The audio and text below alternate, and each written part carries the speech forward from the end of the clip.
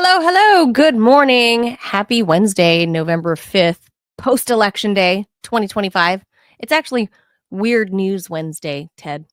Or today, it doesn't really rhyme, but Sexy News Wednesday? Yes, If you're into this, Sex Day.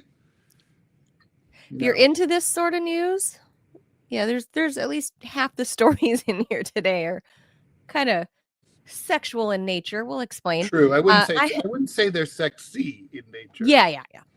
Sexual in nature. There is a distinction and there is a difference, and we'll explain why. I'm Manila Chan. That over there is Ted Rawl. You are tuned into the Ted Manila Information Show. Welcome to all you deprogrammers. Hope you guys stick around for this weirder news show mid-morning. We do it live Monday through Friday at 10 a.m. Eastern time. So please be sure to hit the like, the follow, the subscribe, and the share button, especially the share thing, because that really, it helps our organic growth. It really drives the organic growth of the show. So you could do your part by just sharing some of our clips. So with that, we'll get to all the news.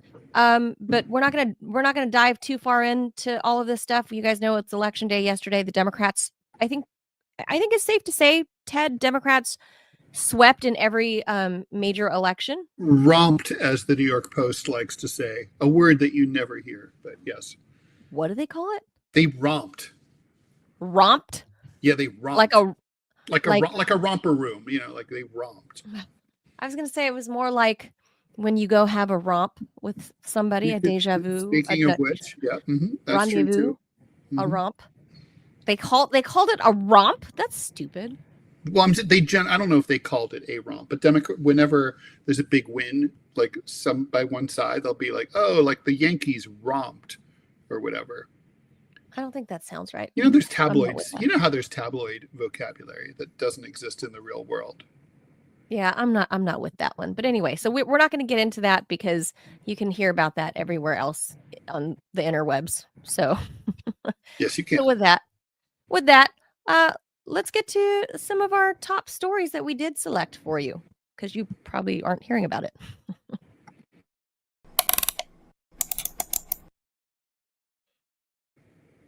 All right, first things first. Obviously, you have to start your Wednesday with sex dolls, Ted. Obviously.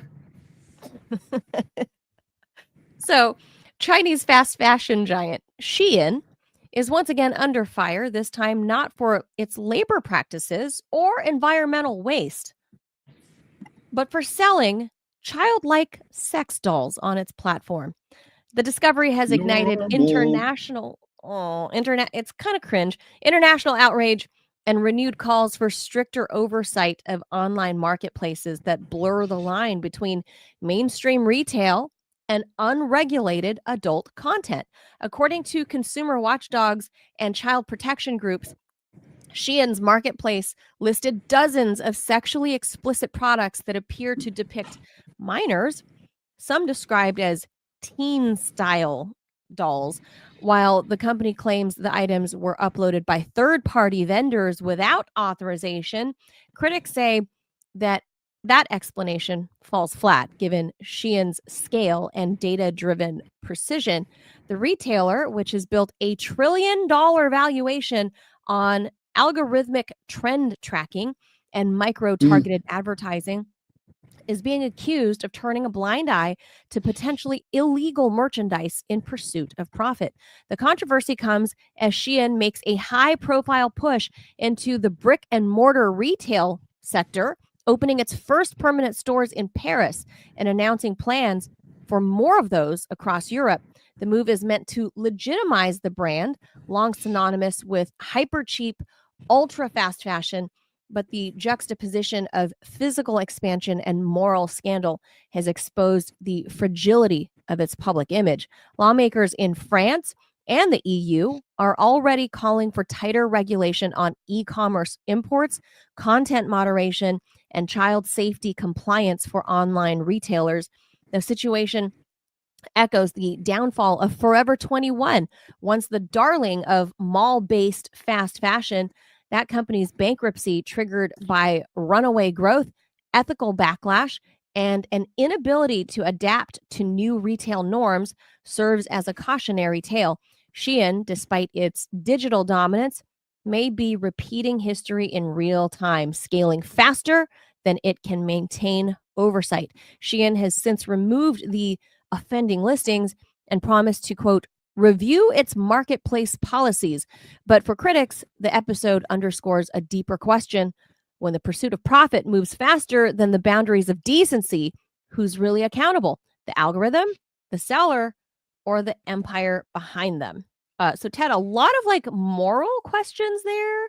I remember I'm part of that older millennial generation / X generation that was still shopping at malls, right? And Forever 21. I mean, obviously, Gen Xers, like the mall was the place to go for and some the hybrid millennials, like the ones that are born in like the early 80s, they still shopped at the malls too. And so we all remember Forever 21, and it was, suddenly it was everywhere. And I think they started out in Southern California, much like the Pinkberry froyo craze. Suddenly they were everywhere. Although there is a weird, I'll get into that another day about the Pinkberry couple. I don't know if you know the controversy around them, but remind me to tell you. You can't just drop that in there. You guys, okay? Give me the 2-minute update. Did you guys have Pinkberry in the 411 New York City? Yeah. That's a good question. There's they made it to Dubai. There was one in Sag Harbor out in the Hamptons. I don't know if there is one in New York. Kind of a place. Well, it's not my kind of thing, so I don't do it. I think it came up on Curb Your Enthusiasm. I remember that. Yeah. It made its way to Dubai, but then it fell apart because this couple, they're South Korean immigrants, and oh god, it's an awful story, Ted. So they expanded like massively in the same way. Forever 21, the same way Forever 21's fashion brand just suddenly exploded and was everywhere. Pinkberry, the froyo brand, was everywhere. It followed me to Dubai, and it was a taste of home for me. But then the news broke about their flagship store in like downtown LA. And I guess the couple was like going through divorce because they got super rich super fast, and then something about the husband flipping out on a homeless guy and like beating him to death with like a crowbar. What? Yeah. I didn't follow up on it. I don't even understand. Yeah, so obviously the couple got rich really fast, and I guess they were starting to go through divorce, marital problems, and then they started going through divorce proceedings. And somewhere in the divorce proceedings, I guess a homeless guy approached him or something outside of like one of their big stores in downtown LA, and he flipped out on the guy and like I think beat the guy to death with like a crowbar. So it didn't have anything to the victim had nothing to do with the divorce. No, it's just he caught him at the time that they were mid-divorce and fighting over assets. The guy was just feeling grouchy. And he flipped out and like killed a homeless guy in downtown LA. But anyway, killed the dude? I think he killed him. Did he? If I recall correctly, but I mean, was he charged? I never followed up on it, but I don't know if I was still in Dubai or it was somewhere thereabouts, like in the 2010s. But I think so. But anyway, that's the cautionary tale of too much too fast, right? Like it was like if you make a lot of money really quickly, you might end up beating a dude to death when like you're stressed crazy out. Yeah, you just snap. And so like I don't know, so I'm not sure I buy that, but all right. I don't know, people snap, man, when they start making too much money, and they kind of go nuts. But this couple was one of those couples that kind of went nuts. And Forever 21, the fashion brand, same thing. But now Shein, I don't get why they built a junk fast fashion empire, which I'm against fast fashion. I actually like buying secondhand a lot. I'm partially because like I don't like the quality obviously of cheap fashion, but secondly like the global impact of junk clothing that just piles up And it's really everywhere, and it creates massive waste. So I'm not a fan of fast fashion. But I know a lot of the younger people are. Obviously, that's their demographic.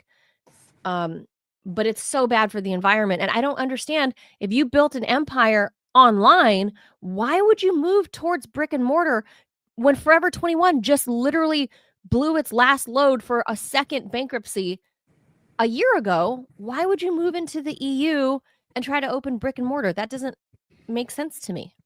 Do you think it's just ego? I mean, like, where it's sort of like, it's sort of like in this day and age, you let's say you build up a successful web media platform, but it's kind of like some part of you is like, man, I really wish it was still in print because print is so cool. So I'll start a print edition. Do you think it's like that? Like when you're in retail, like, online's cool, but I really want to do brick and mortar. And I'm like, maybe you've never watched Shark Tank, where they always tell you not to do that. Yes, don't they? Right? I've only caught a handful of like season 1 or 2 that you told me about, but I feel like that was the theme that people the it's sharks one of the themes, like just that there's a lot. That.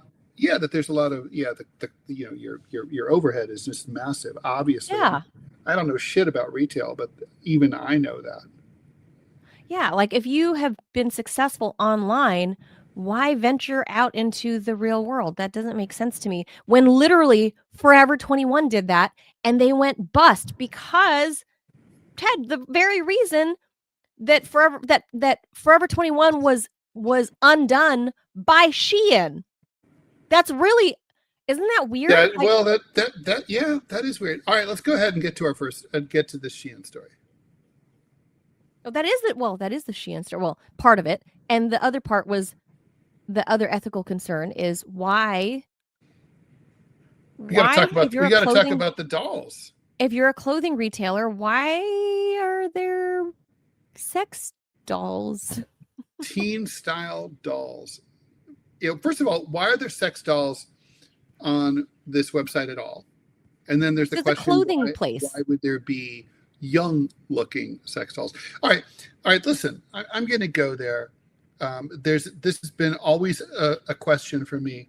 So, this to me is related to the question of AI porn.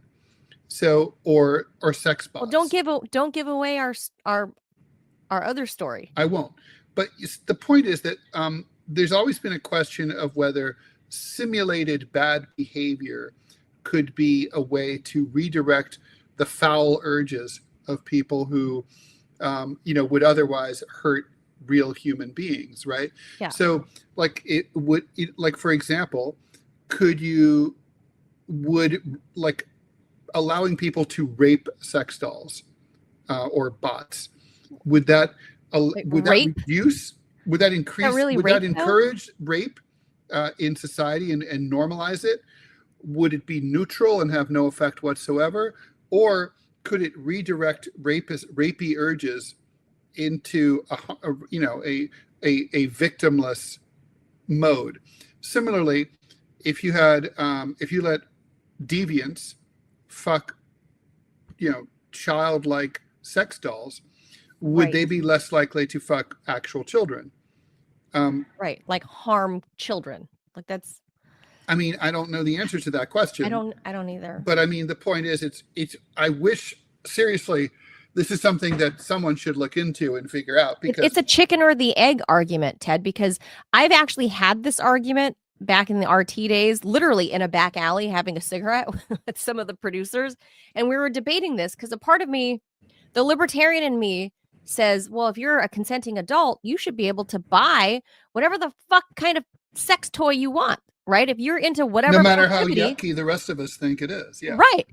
But then the other libertarian side of me is saying, okay, well, we're in a capitalist society. If you want to produce these like disgusting little sex dolls that look like children, I mean, that's not something I would want to, capitalize on, that market. But if that's what your business is, it's a doll. You're not. The question is it it's certainly victimless. The question is, right, does it encourage or discourage or have no effect That's the whatsoever? chicken or the egg. chicken or the egg argument. It's the Andrea Dworkin militant feminist argument about pornography, right?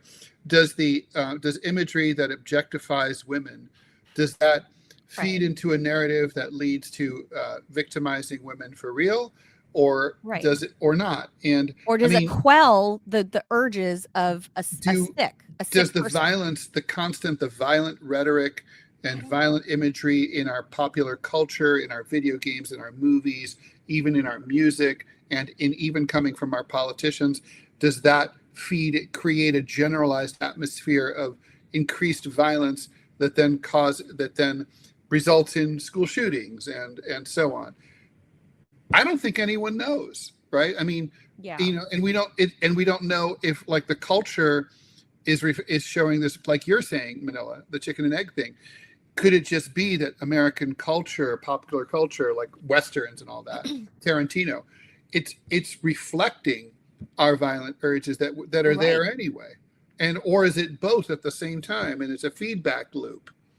Right. I mean, we talked about that with our guest on Halloween, right? Like, she was Reanimate Her brought up a good point. That, I mean, she thinks it's, and maybe I lean towards her answer here. It was that she thinks it's more based on the individual person's pre-existing mental condition or mental state, right? Like, a movie can make somebody snap, or a movie for the rest of us doesn't make us snap.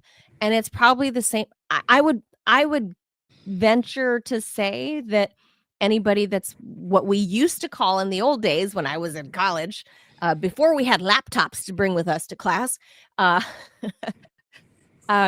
what we called sexual deviancy, is if that's your natural proclivity to begin with, like, that's where you're at, and having those access to those dolls is not going to encourage somebody who otherwise wouldn't have it, or vice versa, like it. So I'm going to borrow from Reanimate Her, and I think I lean towards that answer. I think it's if you're on the verge of snapping, and a horror movie makes you snap, and you go fucking Jason or Michael Myers on everybody. Let's hope not. Right, like that's you, but the vast majority of people are not going to do that. So yeah, I think I'll lean towards that answer, but it's not my thing to produce a childlike sex doll. It's not my thing to want to buy a childlike. There could be good money in it, Manila. Don't rule it out. I know, but it's not for me. Just like, just because they legalized gay marriage, Ted, I did not go get gay married. Did you? Well, I thought about it, but then I was like, yeah. Yeah. Just because it was legal didn't mean I went and got gay married. So I think same thing. Like, just because you have sex dolls doesn't mean I want to go buy one. No, that's fair. Not my jam. All right. I don't know. I'll let the chatterers on the YouTube feed and the Rumble room, I'll let them decide. I don't know. Just is that? I want to know what you guys think. I'll put your quotes up. I'll put your comments up. I mean, and here's the thing too, right? Like, so obviously, look, I've never been to Shein's website. I don't know anything about them, but because you're not a 17-year-old girl, Ted. So is it like Alibaba, where there's shit tons of stuff? I always thought it was their own branded merchandise. I didn't know that there were any third-party retailers on there, first of all. I thought it was just like a Forever 21, but digital. Because I've been to their website. When they were brand spanking new, like I would guess 10, 12 years ago when I first moved to DC, I'd heard about it. I wanted to try it. And I think I did a story about fast fashion back then, as it was an emerging thing. Online fast fashion, and I bought a couple of things, and it was like dresses that you can get for like $2 or $3. I mean, does it fall apart after one wear? Yes. I mean, it's shitty, cheap fast fashion that's aimed towards the girls in college dorm rooms. I thought I haven't been on their website since then, so I don't know. But back then, it was their own branded merchandise, so I'm kind of shocked to read that there were third-party retailers posting sex dolls for sale. Weird. It is weird, and I guess the point is that they obviously don't have a feeder system. They don't have anyone editing this stuff, right? They obviously have partnerships with some of their affiliates where they're like, we create a portal and you just upload your products and that's it. My syndicate has arrangements like that with several newspapers where I send the cartoon to the syndicate, and then the syndicate uploads it directly to the website of, say, the Washington Post. And there's no editor at the Washington Post who looks at it. It doesn't go into purgatory first. It doesn't go into yellow before someone clicks green and says, okay, that's okay. And so basically the way that, like, say, the Washington Post handles this is if there's tons of reader complaints, then they look at it and decide to censor it, which is really fucking strange. And it sounds like Shein has something like that here, where it's sort of like, no one wants to have editors or gatekeepers or pay them, right, to sort of watch all this stuff. There should be, obviously Shein should have people, a team of people, some sort of moderator every single, it's a moderation thing. Like you can't, and obviously if they have any brains, it's not a platform, it's not censorship. Like, I don't want to hear that. You're a retailer. Like, when I was a syndicate editor, we weren't publishing anything. We were sending them to newspapers. The cartoonist would send the cartoon to me. I would look at it and send it out to the paper. 99% of the time you just send it. But still, I'd see it before it went out. And if something was strange and fucked up, I'd do something about it. I could stop it. That's, it's just weird to me that it's so basic. Like, it reminds me of, like, have you ever visited Bath in England, where, you mean the place? The place. I have not. Bath. They were Roman baths, and then the British. Is that really why it's named that? Yes, and the Roman Empire collapsed in England, and the Romans abandoned England and left, right? And so throughout as the Middle Ages began, basically, they tried to maintain it, but the Romans knew how to desilt it, and the knowledge from father to son got lost, and then they silted up, and they basically just sort of forgot how to maintain the baths, and they silted up, and that was the end of them. That's sort of it's like sort of a society just turns retarded sometimes. And that's it seems to be like that's what we're going through across all sorts of things. Like, we've forgotten how to fund the government. We have forgotten how to pay food stamps. We have forgotten, how to do some really fucking simple things like deliver mail on time. Because we've gone full retard. Well, that's to bring up a Scary Girl's comment here. She says, we're wondering where the next meal is coming from. We don't care about a whack-a-doll.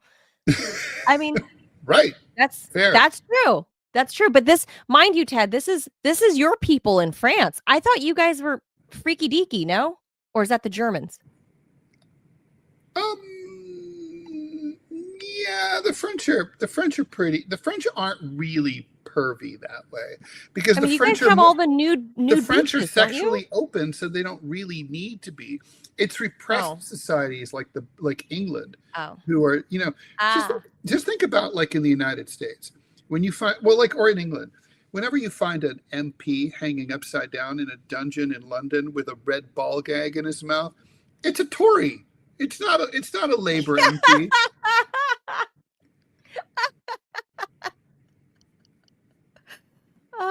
So then why are the French having Larry such Craig, issue? wide stance, family values Republican, right? Why the issue? Why the French Parliament taking issue with Shein's website when this has nothing to do with their website? This is a brick and mortar store, so they're using the website as leverage against the brick and mortar store to say, "Hey, so basically, what are they trying? What's the French government who keeps collapsing, right?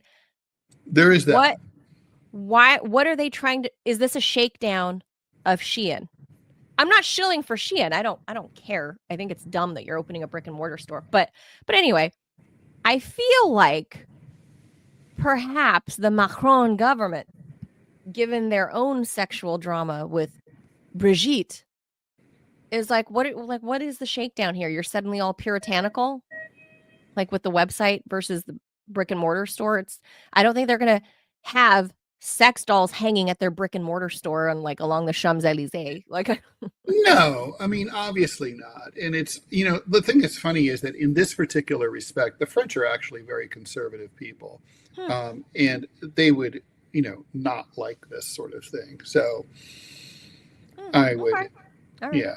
Well, before we get to our next story, we got to get a word from our sponsor, Ted. So I'm going to go ahead and click that. Great. Let's get that in there. I'll do the reading here.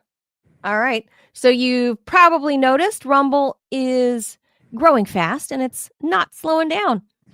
They're building a real alternative to big tech that puts creators first and actually protects free speech. We can vouch for that. And now there's Rumble Premium, an easy way to upgrade your experience. With Premium, you get ad-free viewing across the platform, no pre-rolls, no interruptions, just the content you came for. Plus, Premium members unlock exclusive content like bonus videos, behind-the-scenes drops, and more from your favorite creators. Right now, Rumble is offering $10 off an annual subscription. Just go to rumble.com/premium. Use the promo code STUDIO at checkout. That's rumble.com/premium, promo code STUDIO. No ads, more freedom, and the content you actually care about. That's the deal. All right. And a good deal it is, too. Yeah. And so I mean, there. Honestly, like, we're on here, so obviously you want to see more team infighting. It's Rumble content premium content, baby. All right, Ted. Let's go to the next one. Okay, this is a surprising twist in the science of assisting sleep. So a new study's come out that suggests that melatonin, which has been sold, as you know, as a safe solution for people who have trouble sleeping, is actually pretty dangerous if you keep using it over the long term. So a team publishing preliminary findings at the American Heart Association looked into more than 130,000 adults aged around the age of 56, 61% of whom were ladies diagnosed with insomnia. Among them, over 65,000 took melatonin for at least a year. The results were pretty striking. Those long-term users were 90% more likely to develop heart failure over 5 years compared with peers who didn't use it. So in other words, that doesn't mean you have a 90% chance of developing heart failure, obviously, or I mean, you'd have to ban it, but it means 90%. So if your odds were 1% before, compared to people who don't use it, your odds would be 1.9%, right? That's the way to think about it. They also had significantly higher rates of hospitalization and death from cardiovascular causes. Lead researcher, whose name is impossible to pronounce, but I'm going to try it anyway, Akene Delichukwu Nadi, voiced caution. And this person said, melatonin supplements may not be as harmless as commonly assumed. He said the study establishes association, not causation, saying that insomnia, anxiety, or other use of sleep aids might be behind both the melatonin use and the heart risk as well. Experts said also to be careful. This is early, non-peer-reviewed data, according to Dr. Mohammed Rishi of the American Academy of Sleep Medicine, who reminds us that underlying severe insomnia itself is, of course, also a major cardiovascular risk factor. Still, the findings land amid a broader concern. Melatonin is lightly regulated, and studies on its long-term cardiovascular safety are thin to none. For now, the Heart Association recommends focusing first on established sleep hygiene habits, adequate sleep duration, regular schedule, and limited screen time. If you've been using melatonin every night for months or for years, you might want to talk to your doctor. Your heart may have something up with it. Jeez. That's scary. Well, Ted, so this is like, well, you and I established yesterday, neither of us fall into any of those negative sleep categories. Nope. And we both seem to have pretty good sleep habits, different habits, but good for our own, respective needs. Absolutely. No question. I have no problem. I've never had problems sleeping. But for the most part, other than a short blip in my 20s, I've always maintained a fairly good, healthy lifestyle. And I think that is ultimately the source of this. So the science for so long, trust the science, right? They kept telling you like, oh, melatonin is safe. It's non-habit forming. True. It's a chemical your body already makes on its own. Like, so if you dose with these external melatonin caplets, it doesn't matter because your body already creates it. So they told you it's safe.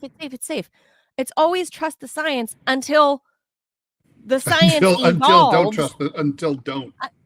Until you don't trust the science. So this is like, man, it's like this mixed messaging, just like they told you to take baby aspirin to help thin the blood platelets, right? So you don't get a heart attack. And now they're like, maybe you shouldn't take baby aspirin forever.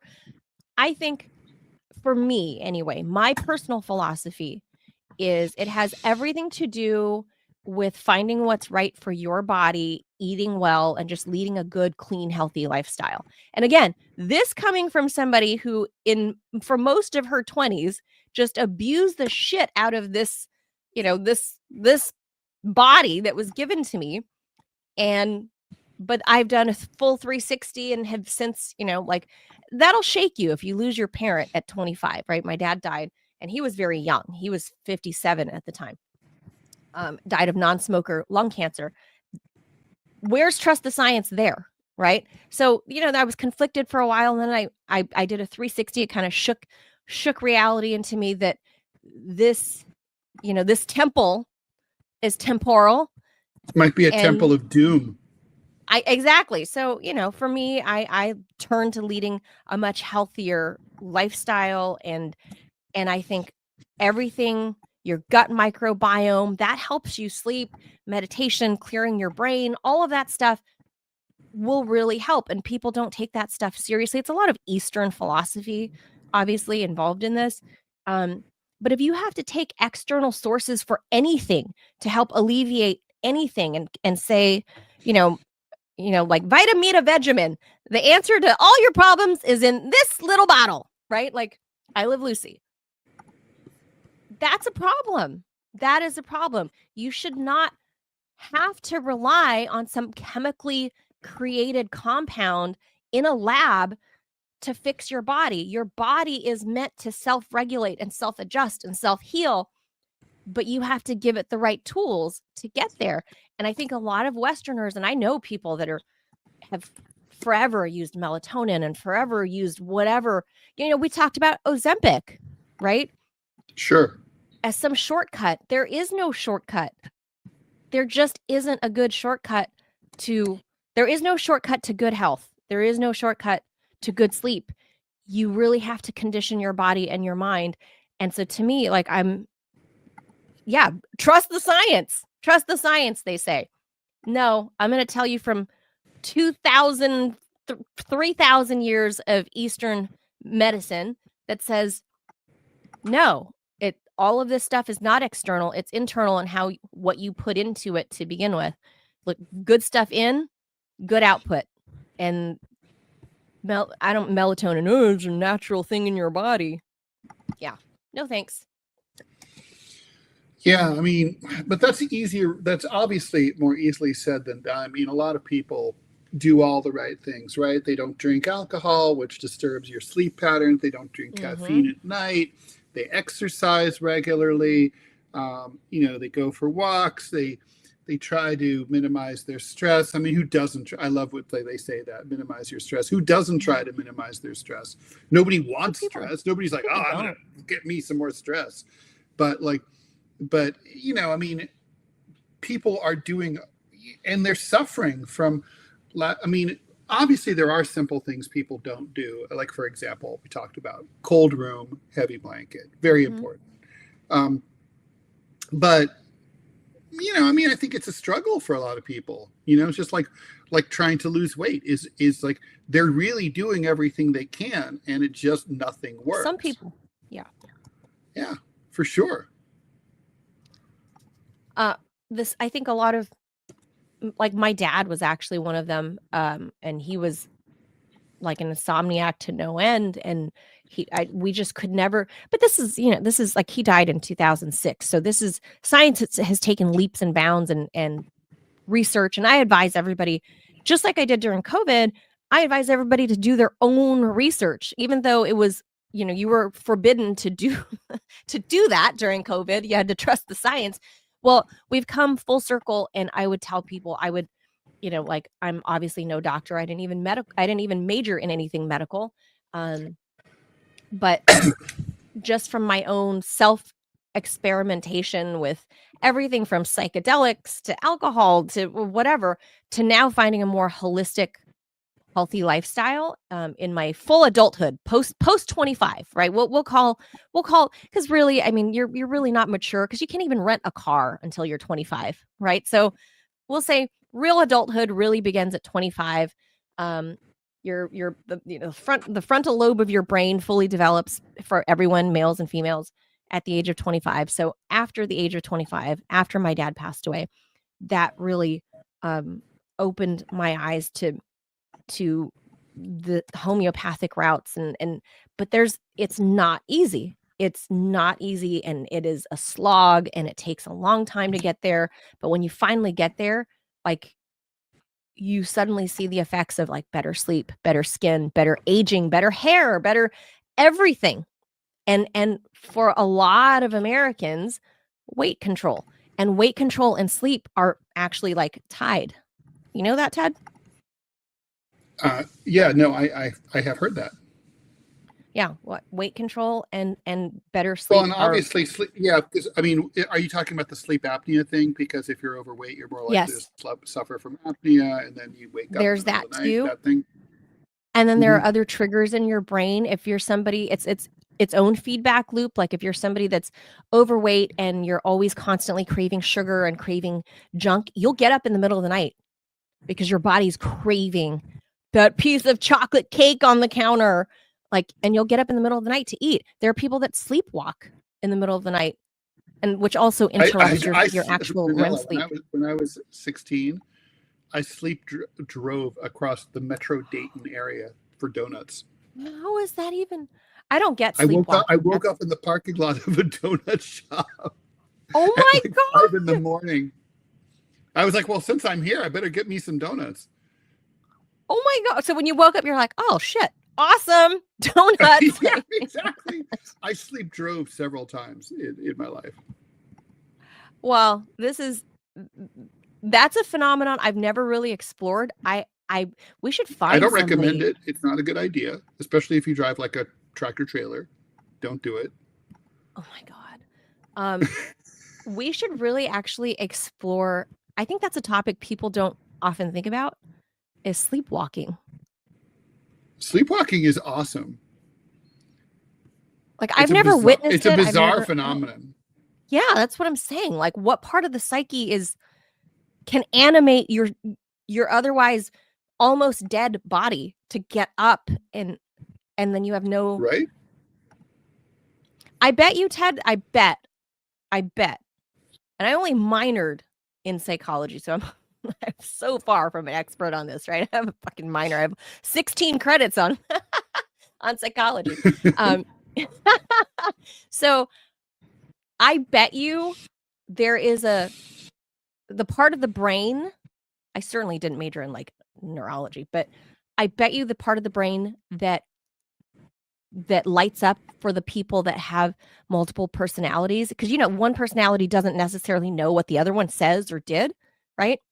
Yep, true. I bet sleepwalkers, or in your case, sleep drivers, I bet it's the same portion of the brain that lights up. That's from my very limited, knowledge of like neurological disorders, I guess. But I bet it's the same part of the brain that lights up, because there's a disconnect from your waking self, your sleeping self, and for the multiple personality people, maybe one of them likes to walk around in the middle of the night. Maybe one of them likes to just drive. hungry for donuts. Maybe, yeah, don't know. But human psyche is weird, man. Super weird.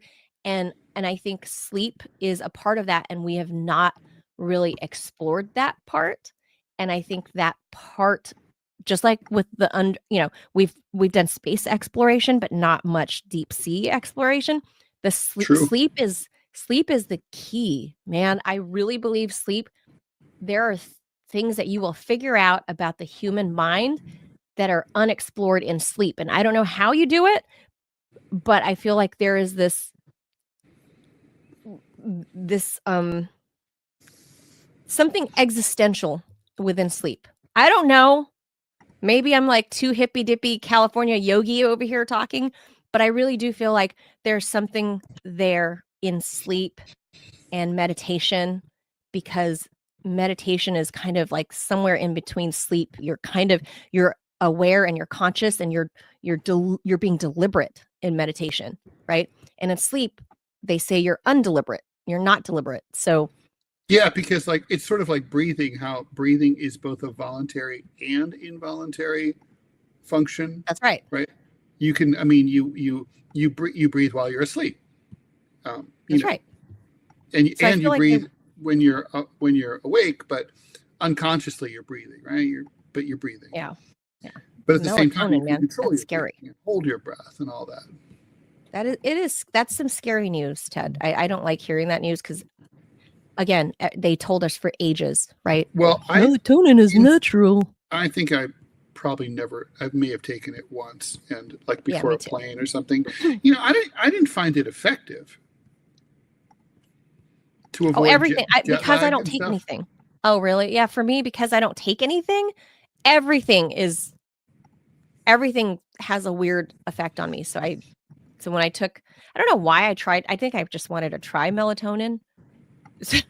Just like in a gummy. Just because I was like, oh, everyone talks about melatonin. Let me try this. And I woke up and I felt like I had a hangover. Yeah, really? Well, that seems like exactly the opposite of the point of this whole thing, right? Is it? Oh. I mean, you're supposed to. I don't have a sleep problem. Is it supposed to feel good, or is it just supposed to conk you out?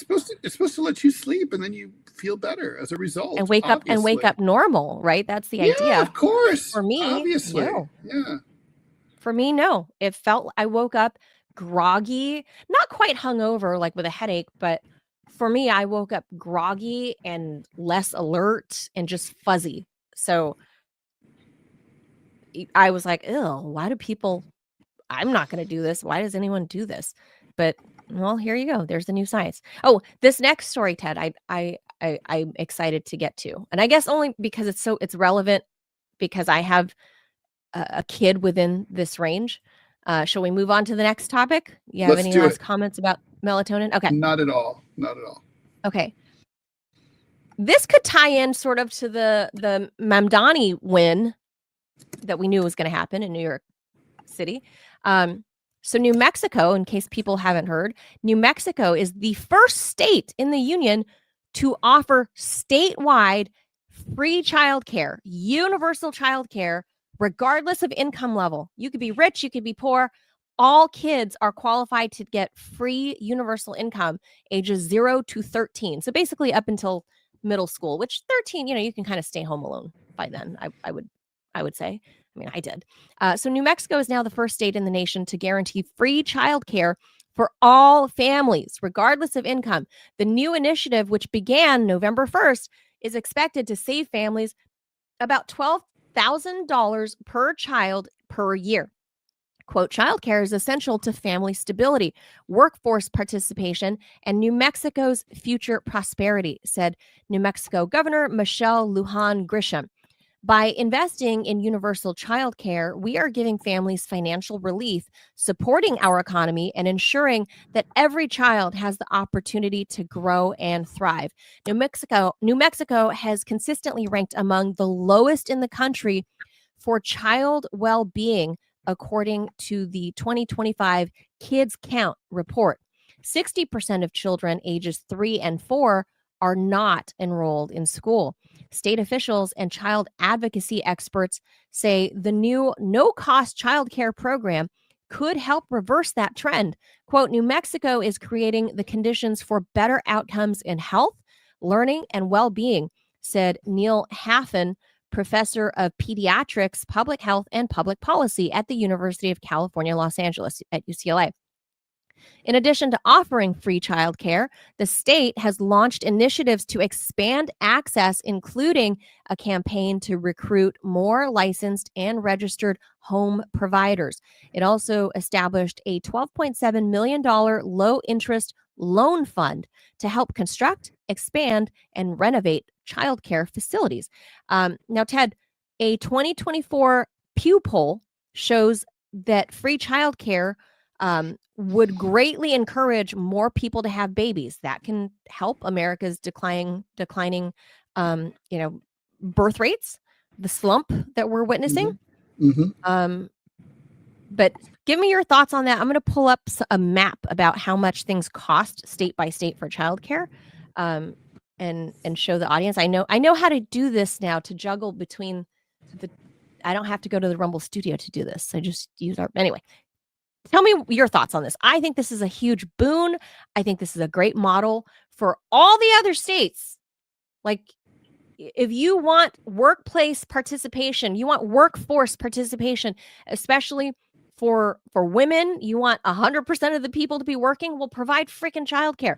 France offers a version of this. I don't know if it's totally 100% universal for up to age 13, but certainly a lot of European countries. Russia offers this. Hungary, I think, offers this. They offer, like, Viktor Orban in Hungary is super family friendly. They're offering bonuses for you to have babies, and then they'll I think they give you a subsidy or something, like a voucher or something, to help new parents put their kid in childcare. So that, like, we don't have anything like that in America. So this is hugely amazing, I think, for New Mexico. And granted, they're a sparsely populated state, but I think it's an amazing model.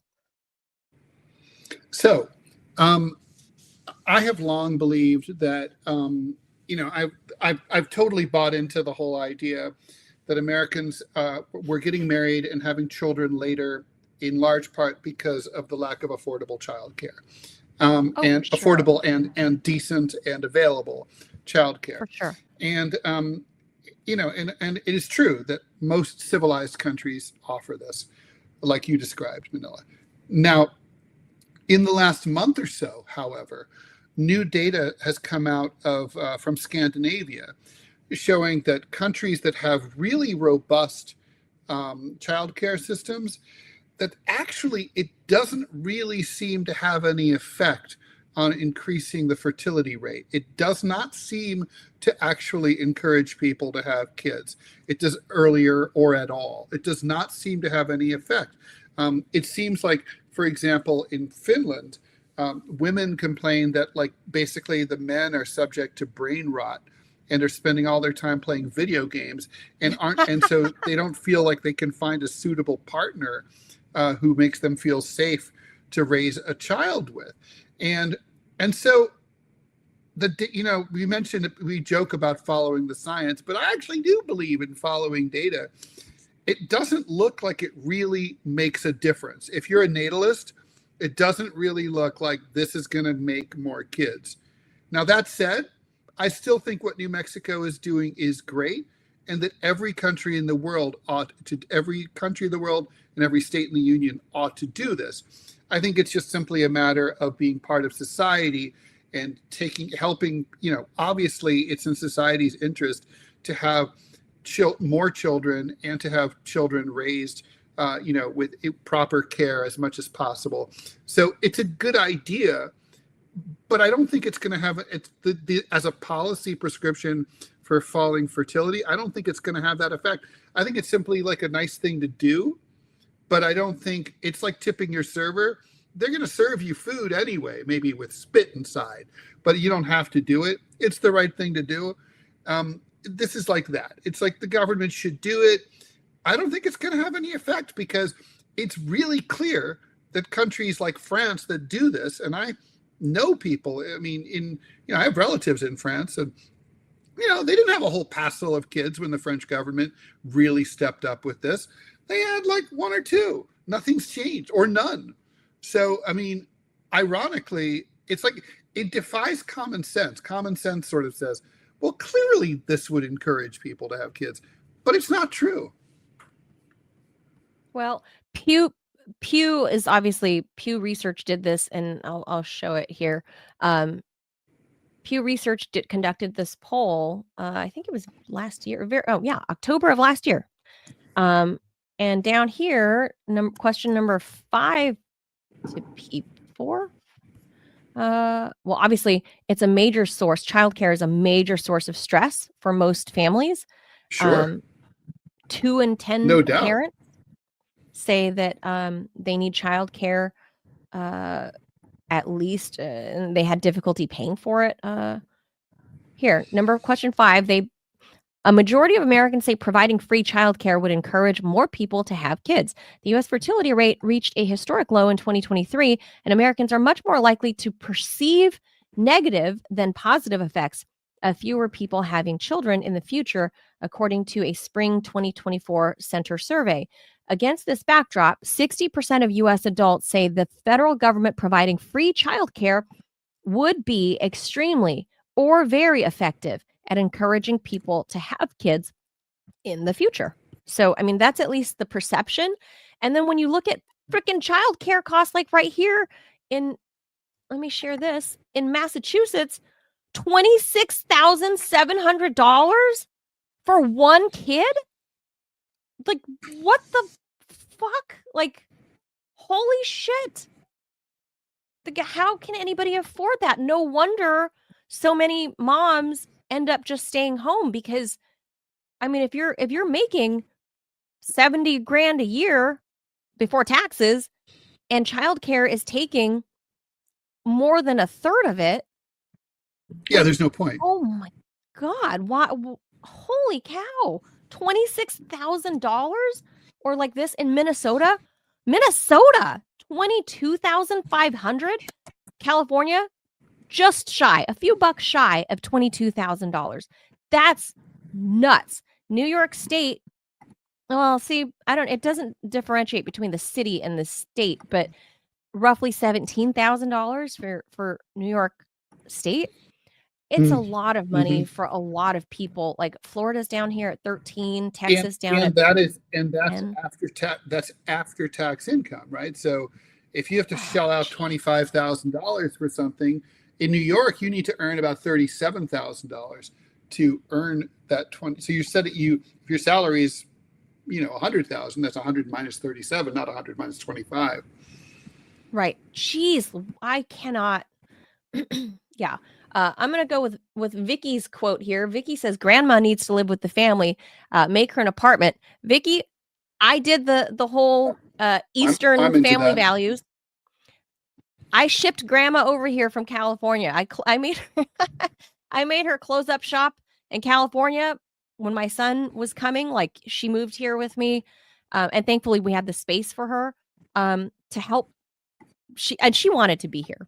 He was the first grandson, but I think there's so many benefits to that, not only financially for us as a family, but culturally, and the language exposure, and all of the benefits. And everywhere around the world, Ted, it's normal to have grandma in the house. It is normal. Absolutely. Everywhere in the world. Everywhere. Even in France, up until recently, it wasn't culturally taboo. And it's still considered normal to have grandma and grandpa nearby. Yes, not as very much close as not as much as in the old days, but yeah. Yeah, I think that's a wonderful thing.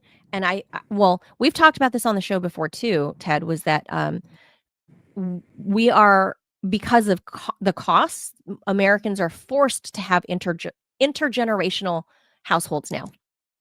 Mm-hmm. So we'll leave that there. I won't go into. Let's get to the last fun topic, because I already have a question to pose to you, Ted, about this.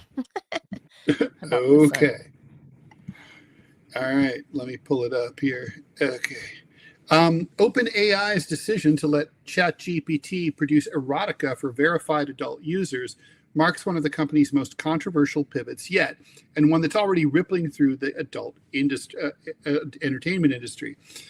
OpenAI confirmed that it would begin allowing consensual adult content generation, in other words, making porn, under new safeguards, signaling a dramatic reversal from its longstanding prohibition on sexual material. Sam Altman, the CEO, frames the change as part of a broader philosophy to treat adults like adults, describing it as a natural step in AI's evolution toward personalization and emotional realism. Quartz reports that the shift raises both economic and ethical alarms. The $66 billion global porn industry faces a disruptive new competitor, generative AI, that can produce hyper-customized fantasies on demand. Performers and content creators worry about losing their audiences to digital companions who never age, tire, or want to be paid. I can't be flawless and perfect like an AI model that's created to be that way, one adult performer says. OpenAI says that the erotica tools will exist within strict consent frameworks and that users will be age verified. But experts say the move will blur boundaries between fantasy and exploitation, especially if text generation expands into images or deep fakes. Regulation is very laggy, as we all know. If users request simulations of real people or underage scenarios, the legal and ethical fallout could be severe. The development also exposes a deeper cultural tension. As AI chatbots become more emotionally nuanced, they're increasingly being treated like quasi-companions. Researchers say that sharing sexual fantasies with a machine could normalize new forms of intimacy and dependency. The danger isn't that people will have sex with machines, one analyst said, is that they'll forget how to connect with each other. OpenAI's erotica experiment could open a lucrative frontier or a moral minefield. The company that once vowed to keep its creations safe and beneficial will soon find itself defining what those words mean in the age of algorithmic desire. All So, right. Ted, while you were reading the article, I went to OpenAI's website and I'm showing their new Sora 2, Sora, Sora 2, which is their kind of like a video content creator, like hyper realistic video creator. And I mean, I'm sure you have to pay. I haven't like tried it out, but you can see Sam Altman putting himself and some of his staff putting themselves into these hyper realistic scenes, like in outer space or whatever. So I feel like maybe Sora is what they might be using for this erotica stuff. And there's the danger, right? It's like a multifaceted, but like, first of all, Ted, should we feel bad for all these college-age girls that are making shit tons of money on OnlyFans? Because now you can just sign up for ChatGPT, the upgraded model, and then you can just create your own. Well, I guess the question there is, it's sort of like toll booth collecting, right? Like automated toll collections have abolished the toll booth collector. That was a job. Yeah. But frankly, I'm glad that job was eliminated, because that's a job that required human beings to stand out in the middle of the highway, sucking up carbon monoxide fumes from cars all day long. Probably better for no one to have that job, right? Maybe being an OnlyFans girl is a job like that, where it's better that nobody do it. I don't know. Probably others will argue. I think the ethical problem. I mean, and by the way, I just want to say, Manila, there's also the problem of revenge porn, right? Like AI is already being used to create fake images of like real people having sex, right? For sure. I want to be clear though, I'm safe because I'm banned from ChatGPT. So no one can make Ted Rall porn on ChatGPT. It's like because There's a I'm not segment of the allowed. population, Ted, men and If women, you that are put very my name in there, disappointed. it's literally like, it's like, cannot process, do not know Ted Rall, do not know Ted Rall. Try it if you don't believe me. Go to ChatGPT and put my name in. Well, Just ask look, Ted. I mean, who's Ted Rall? Tell me about the cartoonist Ted Rall. Whatever. Anyway, I can now, have my Sam Altman fantasy porn. Great. Oh yeah. That's going to be a very mean, short fantasy, I would imagine, for most girls. But see, now that you're not reading, you can see the video. Like, this is. He looks like a weasel. He looks like a psycho. But look. Why would you need? Is it James Cameron who did the Avatar? Big people Avatar? Yeah, no, was it Cameron? Was it James Cameron? No. Yeah, it was James Cameron who did Avatar. If that's what you're talking about. Yeah. Who needs him anymore? You've got Sam Altman with Sora 2. Look, this looks like Avatar. Look at it. I'm looking. And I listened to the video this morning. Sam Altman. It does look exactly like Avatar. Sam Altman says with Sora 2, you can invite your friends in to this virtual world.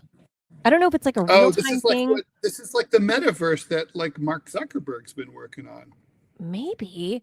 I don't know if this is a real-time thing or only in video. And I don't know all the details yet, but obviously this must be the platform OpenAI will use for this sort of porn stuff.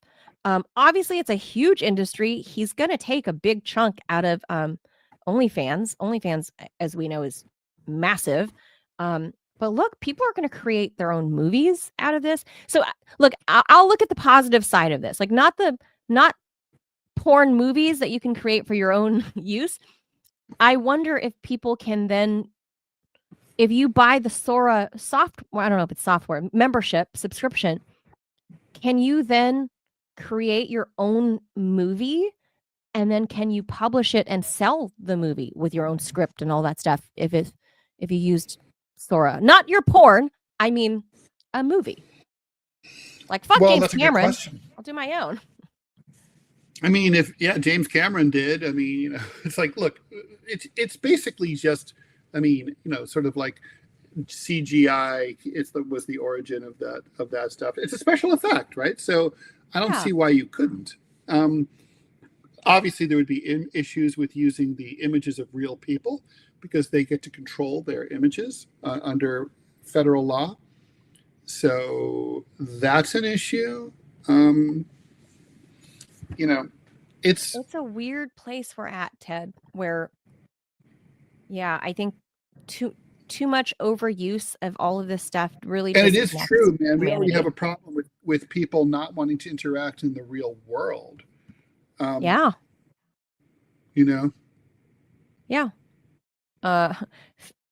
Philip Blair has a question for you on YouTube. Do Sora or Grok know Ted Rall? Yes. I don't know about Sora. Yeah, we haven't tried Sora yet. But Grok definitely knows me. Perplexity definitely knows me. Claude definitely knows me. Well, Sora is a GPT product, so Sam Altman does not like you. So well, let's can anybody? Why doesn't someone? You have to sign up and pay for Sora. Doing a live podcast, go on and find out. Yeah, I don't know. There's all these products. I can't check. Because literally, not only is my name banned from ChatGPT world, my account was blocked by ChatGPT at the IP level. Weird. Wow. Oh, Jeff Dornick's been on a tear about this over at Pickaxe for a while. He talks about like how dangerous it is. What's happened to me? It's happened to about a dozen people, including some really other high profile like attorneys.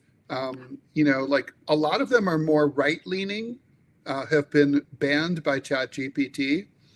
So they're trying to like keep who's that the attorney moderation content. Who's that attorney middle? who's always on Fox, who's really great, actually? Anyway. Is it the Indian lady? No, it's a white guy. I don't know. On Fox, I'm not sure. I'll find it. Anyway, yeah, but anyway, I guess if you can't, well, Ted can't use it, and I don't know how much Sora is. I haven't looked into that because ChatGPT. Jonathan Turley is also banned. No kidding. Wow. Mm-hmm. Well, I have the GPT Premium membership, but Sora is its own thing, and it just launched September 30th of this year. So it's only been out for like a month. I haven't tried it yet. I'm curious. Why don't you check it out and see if I exist? I'm curious. I wonder if they do like a 7-day free trial. But anyway, this is some weird. Sam Altman is being able to do what Mark Zuckerberg was trying to do with the metaverse, and he's bringing it to market a lot faster. But this is not good for humanity, I'm going to say. But I think for tomorrow, Ted, I have a follow-up to this about how more connected I would say the Gen Zers are going. More hope for the Gen Zs. So I'll leave that there on a cliffhanger, because not everybody is into this whole like digital everything, and I'm so glad, because I'm very analog. I even have analog clocks around my house. So. Mm-hmm. All right, that's it for us.